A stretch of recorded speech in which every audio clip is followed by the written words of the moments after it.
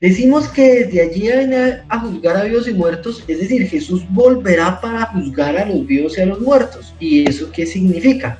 Esto tiene algunas características. Hay un juicio universal, en eso creemos los seres humanos. Cuando una persona muere va a un juicio particular, delante de Dios, salvación o condenación. Eso es claro, ¿sí? Pero también va a haber un juicio universal. Y ese juicio universal es lo que está asociado con la venida de Jesús, la segunda venida de Jesús, que pondrá a la luz la conducta de cada uno, características, el secreto de los corazones, donde se condenará la incredulidad, es decir, quienes conociendo a Dios lo han rechazado, no quienes no lo han conocido, sino quienes conociéndolo a Dios lo han rechazado. También se mirará aquella actitud que tuviste de amor, de acogida a la gracia de Dios, y en esa gracia de Dios, pues al amor de Dios, la libertad del ser humano puede elegir en rechazar a Dios, rechazar el amor de Dios, rechazar la salvación de Dios, rechazar la verdad, Dios que es verdad. Y también se tiene que ver mediante el tema del ejercicio del amor. Ahí se mirará, cuanto hiciste a uno de estos mis pequeños, también a mí me lo hiciste.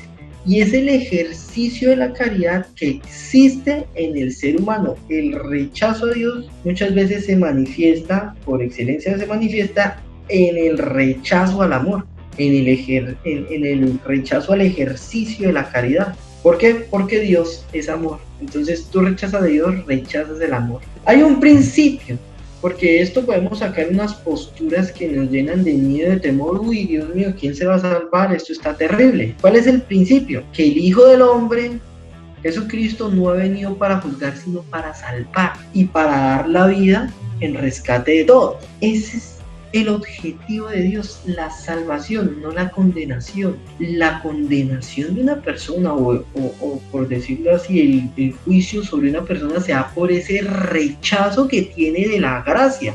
Esa misma persona es la que ya se ha juzgado. Y también tenemos que entender que el tema de las obras es clave. Cuando se dice que se peca contra el Espíritu Santo y que ese pecado no tiene perdón, se está diciendo que se peca contra aquel que me abre y me posibilita la apertura para la aceptación de Dios.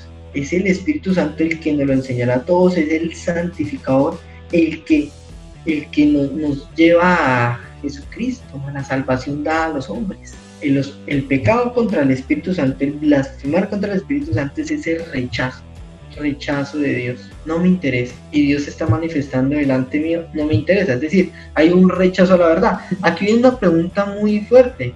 Oye, ¿y los que no han conocido a Dios, qué? Los que son de otras religiones, los que nacen en otros contextos, ¿qué? ¿Se condenan o se salvan? La Iglesia ha entendido lo siguiente y lo ha manifestado en el concilio.